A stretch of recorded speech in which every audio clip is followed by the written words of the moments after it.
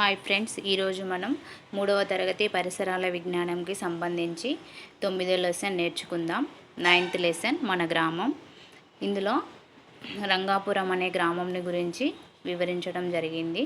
రంగాపురం అనే గ్రామంలో వీధులు, రకరకాల ఇళ్ళు, బడి, గుడి, మసీదు, చర్చి, గ్రామ పంచాయతీ, ప్రాథమిక ఆరోగ్య ఉప కేంద్రం, పశు వైద్యశాల, పాఠశాల, పోస్ట్ ఆఫీస్ ఉన్నాయి. గ్రామ పంచాయతీ కార్యాలయం వారు గ్రామానికి మంచినీటి సరఫరా, వీధులు, కాలువలు శుభ్రం చేయడం, వీధి దీపాలు వేయడం లాంటివి చేస్తుంటారు. రంగాపురం గ్రామంలో పోస్ట్ ఆఫీస్ ఉంది. పోస్ట్ ఆఫీస్ ద్వారా ఉత్తరాలు, డబ్బులు చేరవేయడం, డబ్బులు దాచుకోవడం, జీవిత బీమా మొదలైన పనులు చేస్తారు. దీన్నే తంతి తపాలా కార్యాలయం అంటారు. ప్రాథమిక ఆరోగ్య కేంద్రం. ప్రాథమిక ఆరోగ్య కేంద్రంలో వైద్యుడు, ఆరోగ్య కార్యకర్తలు ఉంటారు. వీరు ప్రజలకి ఆరోగ్య విషయాలను గురించి తెలుపుతారు. పల్స్ పోలియో నిర్వహిస్తారు. చిన్న చిన్న రోగాలకి మందులు ఇస్తుంటారు. పశు వైద్యశాల. పశు వైద్యశాలలో పశువులకి రోగాలు వస్తే వాటిని చూసి మందులు ఇస్తారు. బ్యాంకులో డబ్బులు దాచుకుంటారు. ప్రజల అవసరాలకి బ్యాంకులు అప్పులు కూడా ఇస్తాయి. తిరిగి వాయిదాల రూపంలో చెల్లించాలి. రంగాపురం గ్రామంలో ఒక ప్రాథమికోన్నత పాఠశాల ఉంది. నీళ్ళ ట్యాంక్ నుండి నీటిని వదులుతారు. నీటి ట్యాంక్ని వారానికి ఒకసారి కడుగుతారు. నీళ్ళలో క్లోరిన్ కలిపి శుద్ధి చేసి నల్లాలకి వదులుతుంటారు. నీరు వృధా ఉన్నా, లీకేజీ ఉన్నా వెంటనే గ్రామ సర్పంచ్కి తెలియజేయాలి. ఈ గ్రామంలో ఎక్కువ మంది వ్యవసాయం చేస్తారు. గ్రామంలోని ఆడవాళ్ళంతా చదువుకున్న వాళ్ళే. గ్రామానికి రవాణా సౌకర్యం ఉంది. 10వ లెసన్ రకరకాల ఇళ్ళు. మనందరికీ ఉండడానికి ఎండ, వాన, చలి, దుమ్ము, ధూళి నుండి రక్షణ పొందడానికి ఇల్లు అవసరం. అలాగే మనలాగే జంతువులు, పక్షులు కూడా నివాసాలు ఏర్పరచుకుంటాయి. అయితే మనం నివసించే ఇళ్ళన్నీ ఒకేలా ఉండవు. రకరకాల ఇళ్ళు ఉంటాయి. కొందరు తాత్కాలిక నివాసాలను ఏర్పాటు చేసుకుంటారు. కానీ ఇవి వరదలు, తుఫానులు, సునామీ, భూకంపాలు, అగ్ని ప్రమాదాలు వంటివి వచ్చినప్పుడు పడిపోతాయి. కొందరు సర్కస్ వాళ్ళు, ఊరూరా తిరిగే వాళ్ళు ఈ నివాసాలని ఏర్పాటు చేసుకుంటారు. కరువు వచ్చినప్పుడు, ఊరిలో పనులు లేనప్పుడు కొంతమంది ఉపాధి కోసం పట్టణాలకి వలస వెళతారు. వాళ్ళకి అక్కడ ఇళ్ళు ఉండవు. వీళ్ళు కొందరు దారి పక్కన ఖాళీగా కనిపించే పైపుల్లో, ఖాళీ స్థలాల్లో డేరాలు, గుడిసెలు వేసుకుని తాత్కాలికంగా నివాసం ఉంటారు. పట్టణాల్లో స్థలం తక్కువగా ఉంటుంది కాబట్టి ఉన్న స్థలంలోనే ఎక్కువ కుటుంబాలు నివాసం ఉండడానికి వీలుగా పెద్ద పెద్ద భవనాలు కడతారు. వాటిని అపార్ట్మెంట్లు అంటారు. అపార్ట్మెంట్లో అనేక కుటుంబాలు ఉంటాయి. ఒక్కో కుటుంబం ఒక్కో ఇంట్లో ఉంటుంది. అపార్ట్మెంట్లో ఒక కుటుంబం నివాసం ఉండే భాగాన్ని ఫ్లాట్ అంటారు. ఒక అపార్ట్మెంట్లో సుమారు 10 నుండి 30 కుటుంబాల వరకు నివాసం ఉండడానికి నిర్మిస్తారు. పెద్ద నగరాల్లో 100 వరకు ఫ్లాట్లు ఉన్న అపార్ట్మెంట్లు కూడా ఉన్నాయి. భూకంపాలు వచ్చే ప్రాంతాలలో కలపతో కట్టిన ఇళ్ళు ఉంటాయి. కాశ్మీర్, కేరళ రాష్ట్రాల్లో పడవ ఇళ్ళు ఉన్నాయి. మంచు ప్రాంతాల్లో నివసించేవారు మంచుతో ఇళ్ళు కడతారు. దీన్నే ఇగ్లూ అంటారు. ఇంటి పైకప్పులు అన్నీ ఒకేలా ఉండవు. కొన్ని ఏటవాలుగా, కొన్ని బల్లలా చదునుగా ఉంటాయి. పైకప్పులు ఏటవాలుగా ఉండడం వలన నీరు వేగంగా కిందికి పోతుంది. అందుకే ఇళ్ళ పైకప్పులు ఏటవాలుగా నిర్మిస్తారు. వర్షపు నీరు జారి కిందికి వస్తాయి. భవనాలు, అపార్ట్మెంట్లు పైకప్పులు చదునుగా కనిపించినా కూడా కొంచెం ఏటవాలుగా ఉంటాయి. నీరు ఏదో ఒక మూలకి వెళ్ళేలా ఏర్పాటు చేస్తారు. అక్కడి నుండి గొట్టాల ద్వారా నీరు కిందికి వెళుతుంది. ఇళ్ళు రకరకాలుగా ఉంటాయి. వాటిలో పెంకుటిళ్ళు, గుడిసెలు, డాబాలు, రేకులు కనిపిస్తాయి. ఇవి శాశ్వత నివాసాలు. డేరాలు, గూడారాలు, పైపులు వంటివి తాత్కాలిక నివాసాల్లో కొందరు నివాసం ఉంటారు. 11th లెసన్ శుభ్రమైన ఇల్లే అందమైన ఇల్లు. ఇక్కడ ఇంద్రవెల్లి అనే గ్రామంని తీసుకోవడం జరిగింది. ఇంద్రవెల్లి అనే గ్రామంని గురించి, అక్కడ ఉండే ఇళ్ళ గురించి వివరించడం జరిగింది. ఇంద్రవెల్లి అనే గ్రామంని గురించి, అక్కడ ఉండే ఇల్లు చాలా అందంగా పరిశుభ్రంగా ఉన్నాయి. ఇంద్రవెల్లి అనేది ఒక ఆదివాసీ గ్రామం.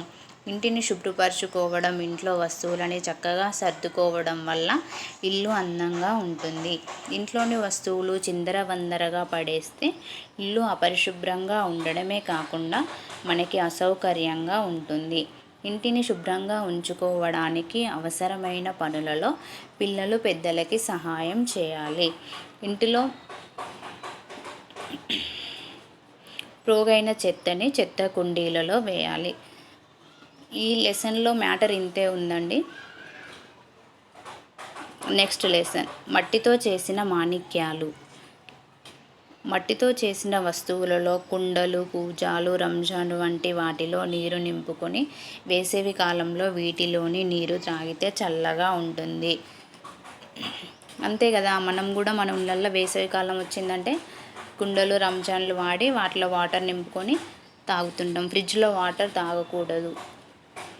మన రాష్ట్రంలో ఆదిలాబాద్ జిల్లాలో తయారయ్యే రంజాన్లు ప్రసిద్ధమైనవి. మట్టి పాత్రల్లో వడ్లు, జొన్నలు వంటి ధాన్యాలని నిల్వ చేస్తారు. దీపావళి పండుగకి మట్టితో చేసిన దీపాంతాల్లో దీపాలు వెలిగిస్తారు. ఇటీవల కాలంలో మట్టితో పాటు గాజు, లోహంతో చేసిన రంగురంగుల దీపాంతాల్లో దీపాలు వెలిగిస్తున్నారు. మన రాష్ట్రంలోని నిర్మల్ కొయ్య బొమ్మలకి ప్రసిద్ధి. కొన్ని బొమ్మలను ప్లాస్టిక్తో, ప్లాస్టర్ ఆఫ్ ప్యారిస్తో తయారు చేస్తారు.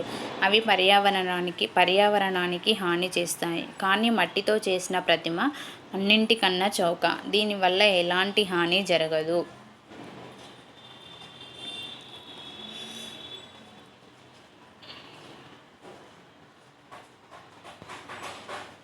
కుండలు తయారు చేసే విధానం. కుండలు చేయడానికి మొదటగా బంకమట్టిని తీస్తారు. దానిలో నీళ్లు పోసి నానబెట్టి చాలాసేపు తొక్కి మెత్తగా చేస్తారు. మెత్తటి మట్టి ముద్దను తీసుకొని కుమ్మరి సారెపైన పెట్టి తిప్పుతాడు. చేతితో కుండ ఆకారాన్ని తయారు చేస్తారు.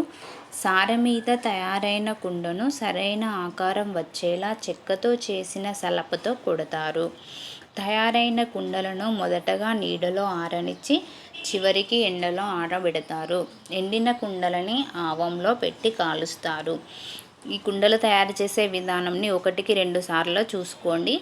ఆర్డర్లో అడుగుతుంటారు, స్టెప్ బై స్టెప్ చూసుకోవాలి. కుండలని కొనేటప్పుడు వాటిపై కొడితే టంగు టంగుమని శబ్దం వస్తేనే కొంటారు. ఎందుకంటే ఇట్లా టంగు టంగుమని సౌండ్ వస్తే అది మంచిగా కాలిందన్నట్టు. మట్టి పాత్రలు చాలా శ్రేష్టమైనవి. మన పూర్వీకులు ఎక్కువగా వాటిని వాడేవారు. బొమ్మల కొలువులో మట్టితో చేసిన బొమ్మలను పెడతారు. వినాయక చవితికి ప్రతిమను మట్టితో లేదా ప్లాస్టర్ ఆఫ్ ప్యారిస్తో చేస్తారు. అయితే మట్టి ప్రతిమనే వాడాలి. ఇది నీటిలో కరిగిపోతుంది. నీరు కలుషితం కాదు. ఈ మధ్యకాలంలో మట్టి పాత్రల వాడకం తగ్గింది. ప్లాస్టిక్, అల్యూమినియం, ఇనుము, స్టీలు ఎక్కువగా వాడుతున్నారు. ప్రభుత్వం వారు కూడా వినాయక చవితికి ప్రతిమలని మట్టితో తయారు చేయాలని ప్రత్యేకంగా చెప్తున్నారు. 13th లెసన్ రంగురంగుల బట్టలు. మన శరీరాన్ని ఎండ, వాన, చలి వాతావరణం నుండి రక్షించుకోవడానికి బట్టలు వేసుకుంటాం. చలికాలంలో, వానాకాలంలో రక్షణ పొందడానికి ప్రత్యేకమైన దుస్తువులు వేసుకుంటాం. చిన్నపిల్లలు, పెద్దవారు వేసుకునే బట్టలు వేరుగా ఉంటాయి. వివిధ మతాలు చిన్నపిల్లలు, పెద్దవారు వేసుకునే బట్టలు వేరుగా ఉంటాయి. వివిధ మతాల వాళ్ళు, ప్రాంతాల వాళ్ళు వాళ్ళ సాంప్రదాయాలను బట్టి రకరకాల దుస్తులు ధరిస్తారు. పెళ్ళిళ్ళు, పండుగలో ప్రత్యేకంగా ఉండే దుస్తువులు ధరిస్తారు. ఒక్కో వృత్తి వారు డాక్టర్లు, లాయర్లు, నర్సులు, స్కూల్ పిల్లలు ఇలా ఒక్కో రకం బట్టలు ధరిస్తారు. ఎందుకంటే వీళ్ళకి ప్రత్యేకంగా యూనిఫామ్ ఉంటుంది కాబట్టి ఖచ్చితంగా ఆ డ్రెస్నే వాళ్ళు వేసుకోవడం జరుగుతుంది. నూలు బట్టలను పత్తి దారంతో నేస్తారు. పట్టు పురుగుల నుంచి వచ్చే దారంతో పట్టు బట్టలను నేస్తారు.